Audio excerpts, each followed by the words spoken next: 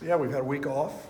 It's been a good time to reevaluate some things. It's been a good time to kind of get back to basics and try to clean up a few things, maybe add a few things, and yet we've got a very, very good Hawaii team coming in here. A team that is 3-1, coming off a victory in their last game, in which they shot the ball extremely well. They're a team that has a very, very high skill set. They've got two wings that shoot the cover off of it. One of them was 6 of 7 the other night. They've got a point guard who is a tremendous facilitator. They're extremely unselfish. They spray the ball around, and they've gotten healthy. They've got a big kid, 7-footer that missed the first couple games that's back, and they've got a freshman guard that's back from injuries. So they're healthy. They're picked in the top half of their conference, and so they expect to win. So I can imagine that we're going to get a very, very quality opponent and a team that is very hungry. What did you learn about your team after this Arizona road trip? Well, I think at times we saw we can be very, very good, and yet you've got to sustain. We've tried to bring as much attention to our turnovers. When you turn the basketball over, it skews literally every phase of the game, and we gave up 26 points in transition. Well, it's pretty hard to be a good defensive team when you can't contest an uncontested layup or a live ball turnover, and so we've tried to become more conscientious of that, yet keep our tempo, keep our pace, and make better decisions in terms of what we do in the half court. So, I've liked certain things, and I thought we were.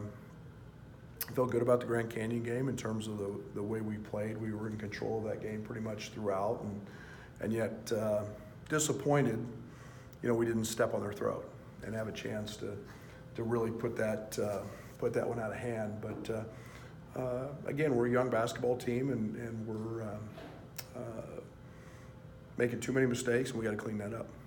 Does this week become more important because next week you're going to be with 3 games you won't have as many opportunities to maybe just work like you've done?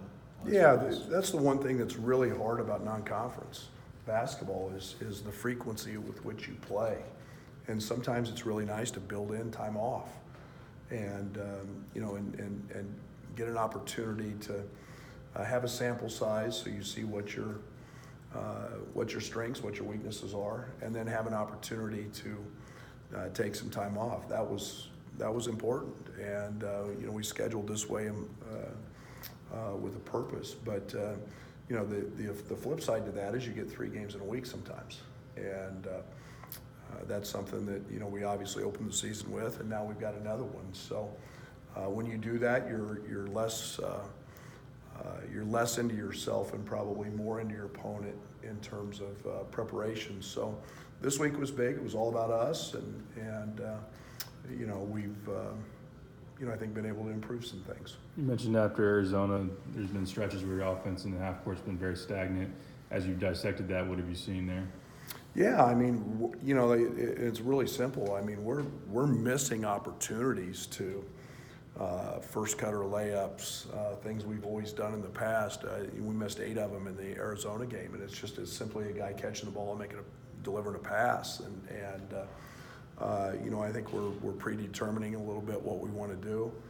I think we've over-dribbled, overhandled instead of pass it. The dribble's one of the easiest things to guard in the half court when it's not attacking, and we weren't attacking enough. But I think we've tried really hard to clean some of that up. A couple of players are talking about new aspects to this and still need to gel early in this season. Obviously, there's new personnel, new lineup. Is there also new wrinkles and new things you're trying to put in yet that is still to be installed, kind of stuff? No, there's no doubt, and I mean we've added a few things this week, and obviously we've been very good when when we've been able to attack the front of the rim, and we've done that with Georgie and Kofi in a lot of different ways. We're continuing to find ways to play with both of them, and yet we haven't seen Trent really get loose or Io get loose yet, and from the three, we know they're really good shooters, and so we've got to find a way to keep creating opportunities for them as well.